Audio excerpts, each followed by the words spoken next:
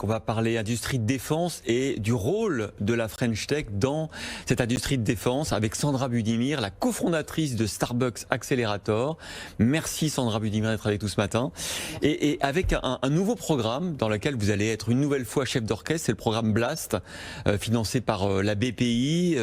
Vous allez donc profiter de cet élan d'investissement de nos armées dans des programmes militaires, à la fois dans le porte-avions. On a parlé hier de ce nouveau porte-avions à propulsion nucléaire, dans l'aérien, avec les programmes avec les Allemands, les Espagnols, et puis aussi sur Terre avec le futur char franco-allemand.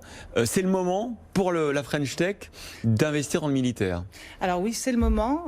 On peut que se réjouir de l'annonce du président de la République hier d'annoncer le lancement des études sur le porte-avions nouvelle génération, qui va donc fournir au chef de l'État un outil d'intervention et de diplomatie militaire, mais effectivement, pour l'écosystème de recherche et industriel, va être aussi un condensé de technologies aux dimensions impressionnantes. Donc plus de 30 000 tonnes de plus, 20 mètres de plus de pistes, mais également le porte-avions va s'articuler, enfin pour nous ce que je dirais, autour de 3 innovations majeures, des innovations fonctionnelles, donc appontage automatique, cohabitation d'avions de combat et de drones, le tout électrique grâce au nucléaire, des innovations en termes d'architecture.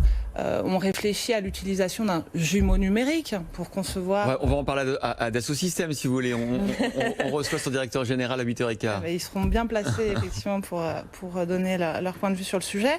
Et des innovations en termes de rupture technologique, effectivement, puisque on va devoir travailler dans un cloud de combat avec de nouveaux systèmes de communication. On a parlé de drones, d'appontage automatique. Donc c'est majeur comme lancement. Alors le but c'est de faire émerger une dizaine de start-up l'année prochaine, une vingtaine l'année suivante. Quel type vous sélectionnez par exemple? Quel type de start-up? Alors effectivement, pour répondre aux enjeux de ces futurs programmes de défense, donc ces programmes sont à horizon lointain. On parle de mise en service pour le porte-avions 2038, le futur avion de combat 2040. Donc programme à horizon lointain pour lesquels il faut travailler dès aujourd'hui sur les technologies de rupture qui permettront à ces systèmes de répondre aux enjeux. Mais alors comment vous faites? Parce que votre métier c'est ça justement, c'est de scanner les startups. Vous en avez scanné 7000 dans le monde et vous en avez retenu un certain nombre que vous avez aidé à financer ou à trouver des liens avec des grands groupes industriels. Comment vous faites là? Il y a ce terrain de jeu formidable pour l'industrie française et pour les startups. Comment vous allez faire pour choisir, faire un appel d'offres, sélectionner les startups qui vont contribuer à ces investissements? Alors Starburst, fort de notre expérience en tant qu'accélérateur né à Paris il y a 7 ans, mais aujourd'hui mondial, au travers de nos 8 bureaux dans le monde, on scanne, c'est notre métier, tous les ans, des startups aux applications potentielles aérospatiales défense. C'est 2500 nouvelles startups qu'on rentre aujourd'hui dans notre portefeuille. Et ce retour d'expérience sur l'accélération et l'identification de startups, on l'a ramené ici, on a réfléchi ensemble avec notre consortium pour créer,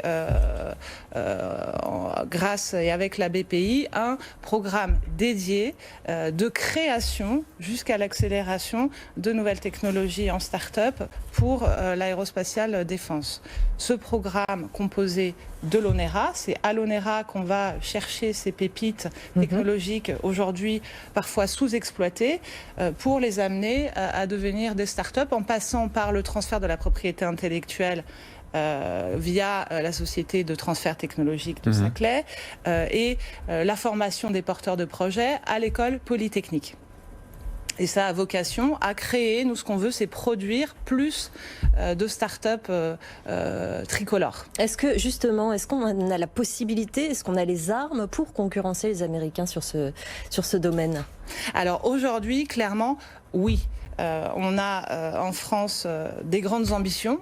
on l'a cité, chars du futur, avions de combat du futur, porte-avions. Mais on se fait piquer des technologies régulièrement. On a vu les startups aussi qui étaient menacées d'être acquises par des fonds d'investissement américains. On a vu que le gouvernement parfois arrivait à empêcher, parfois pas.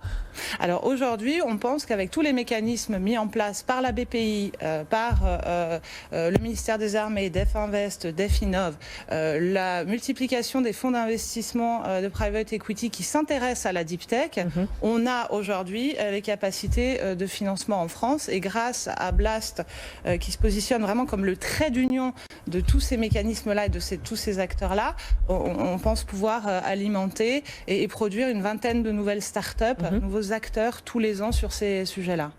Et vous pourriez intervenir parfois comme chevalier blanc pour éviter qu'elles soient rachetées par des fonds US, par exemple?